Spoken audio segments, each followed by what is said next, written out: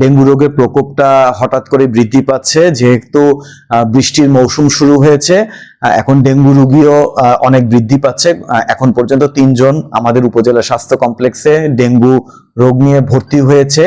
এবং এই সিজনে, যেহেতু এখন মনসুন সিজন শুরু হচ্ছে, এই সিজনে প্রতি বছরই আমরা ডেঙ্গু রোগের প্রকোপটা বেড়ে যায়, যেহেতু মোংলাতে অনেকগুলি খাল মানে আটকানো অবস্থায় আছে, পানির একটা বদ্ধ অবস্থা, এবং অনেক জায়গায় ড্রেন নাই, যে কারণে জমে থাকা পানিতে এই ডেঙ্গু মশার প্রকোপটা বেশি হয়। বিধায় মোংলায় গত কয়েক বছরে আমরা দেখতে পাচ্ছি ডেঙ্গু রোগের রোগীর সংখ্যা ক্রমাগত বৃদ্ধি পাচ্ছে।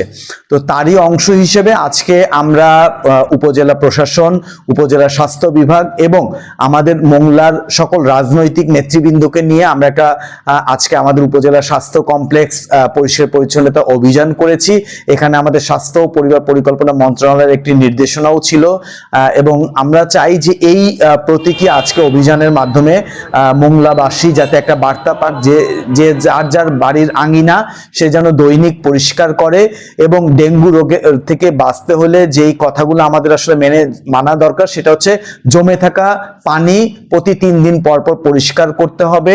বদ্ধ কোনো জায়গায় যাতে পানি জমে না থাকে, কোনো ভাঙা পাত্রে পানি জমে না থাকে, নিজের দায়িত্বেই সেগুলি পরিষ্কার করতে হবে। আমাদের মোংলার মানুষ অনেকটাই সচেতন গত কয়েক বছরে। তারপরও আমি মোংলাবাসীর কাছে বিনীত অনুরোধ করব যে আপনারা আপনাদের বাড়ির আশপাশ প্রতিনিয়ত পরিষ্কার রাখবেন, এবং ঘুমানোর সময় বিশেষ করে দিনের বেলা এবং রাতের বেলায় মশারি টানিয়ে ঘুমাবেন, এবং জ্বর হলে সঙ্গে সঙ্গে আমাদের উপজেলা স্বাস্থ্য কমপ্লেক্সে চলে আসবেন এবং এখান থেকে সেবা নেবেন।